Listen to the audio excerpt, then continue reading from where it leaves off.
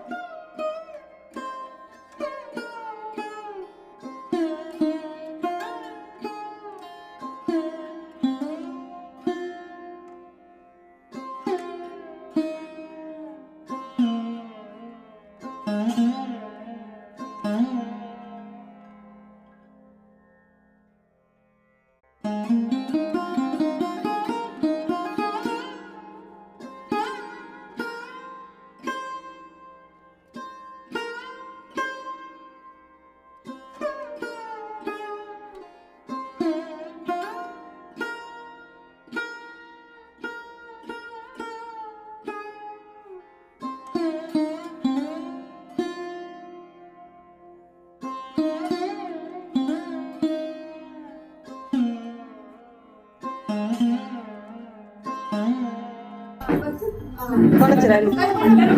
हा आधी हे दे ना, हे करते.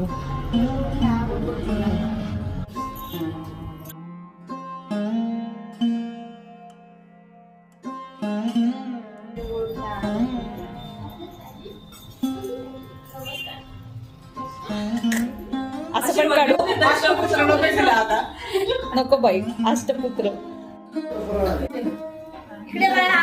त्यानंतर मी तो कार्यक्रम झाल्यानंतर परत दुसऱ्या ठिकाणी आलेले आहे. इथे कल्याणी ताई यांच्या घरचा हळदी कुंकू होतं. त्यांनी खूप छान अशी रांगोळी काढली आणि आता तुम्ही बघू शकतात सर्वांना त्यांनी हळदी कुंकू लावून नंतर नाश्ता दिला.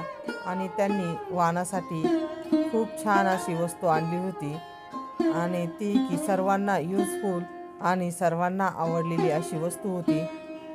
आणि तसं पाहिलं तर सर्वच जणी युजफुल अशाच वस्तू देतात ज्या आपल्याला घरात वापरण्यात किंवा स्वतःला वापरण्यासाठी यूज होऊ शकतात.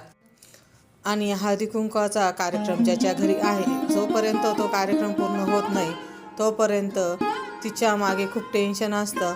जेव्हा की सर्व कार्यक्रम व्यवस्थित पार पडला की ती निवांत होते. असं सगळ्याच गृहिणीबद्दल होतं.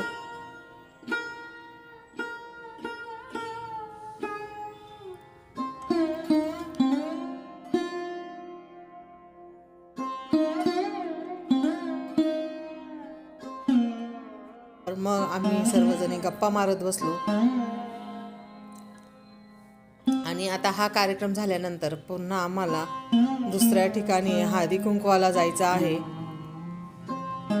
हे तुम्ही बघू शकतात, खूप साऱ्या अशा त्यांनी पर्स आणल्या होत्या सुवासिनींना देण्यासाठी वाण म्हणून.